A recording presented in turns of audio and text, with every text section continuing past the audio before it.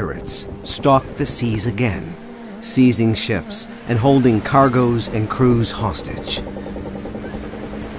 Strange as it seems, the U.S. Navy and Marine Corps were forged over 2 centuries ago to fight pirates. For hundreds of years, the Barbary pirates, or corsairs, terrorized the Mediterranean Sea. They sailed from ports along the North African coast, taking their name from the Barbary states of Tripoli, Tunis, Algiers, and Morocco. The Muslim pirates sided with the Ottoman Turks against Christian Europe. They preyed on merchant vessels, attacking ships and imprisoning their crews. If no one ransomed captive sailors, the corsairs enslaved them at hard labor. Barbary pirates raided as far away as England and Iceland, kidnapping villagers to sell in African and Ottoman slave markets. Sometimes European governments fought the pirates.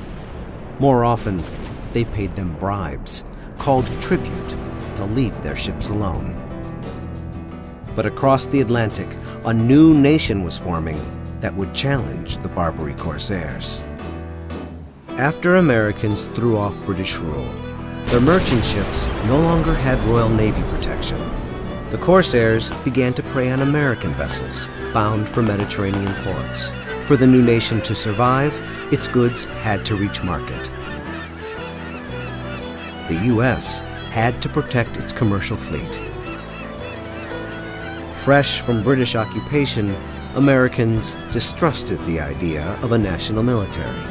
Many of the founding fathers wanted a navy only strong enough to protect American shores. With few warships, the U.S. simply couldn't fight the pirates. In 1784, Congress agreed to spend $80,000 to bribe the Barbary corsairs. To make the deal, Thomas Jefferson and John Adams sailed to England. In London, the envoys asked Tripoli's ambassador what gave the Barbary states the right to seize American ships and crews. It was the duty of all believers to make war against the unbelievers, the ambassador replied. Any Muslim slain in battle was sure to go to paradise. But he promised them that payments to Tripoli would guarantee safe passage. So America, too, paid tribute. The corsairs released American captives and agreed to let American ships be. But the attacks continued. As Americans began to lose patience, their leaders debated what to do. Jefferson argued for a stronger navy. It will be more easy to raise ships and men to fight these pirates and to reason, he wrote, than money to bribe them. John Adams disagreed. We ought not fight them at all, he said, unless we determine to fight them forever. America resisted a military buildup until bribes to the pirates grew to almost 20% of the national budget. And still American sailors suffered in Barbary prisons. The country's outlook hardened. Congress decided America needed a force that could defend its trade on the world's oceans. In 1794, President George Washington authorized construction of 6 frigates, long-range attack vessels, fast and well-armed. Each would carry U.S. Marines, a force modeled on British troops stationed aboard warships. Now America would have a fighting navy. In 1801, Jefferson became president. Tripoli immediately tested him. Its ruler, Pasha Yusuf Karamanli, demanded more tribute. When Jefferson refused, the Pasha declared war. Only Congress could send Americans into combat. But on his own, President Jefferson ordered U.S. warships to the Mediterranean. After the frigate sailed, he revealed what he'd done.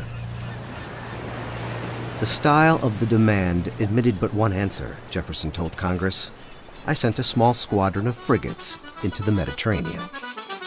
At first, the U.S. Navy fared badly. Corsairs took the USS Philadelphia, imprisoning her crew and sailing the captured frigate to Tripoli. At home, Critics savaged Jefferson's foreign adventure. He stayed the course. A turning point came in 1804. In a night raid led by Lieutenant Stephen Decatur, Navy commandos blew up Philadelphia. U.S. warships bombarded Tripoli, wrecking her fortifications. Still, Karamanli refused to release his American captives.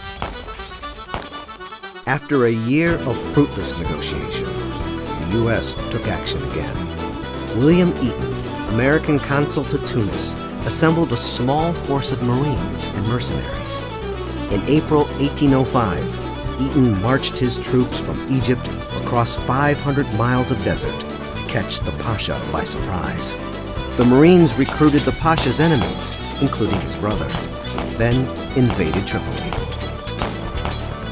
To stay in power, Pasha Yusuf signed a treaty releasing American hostages and promising to end attacks on American ships. The hard line seemed to work.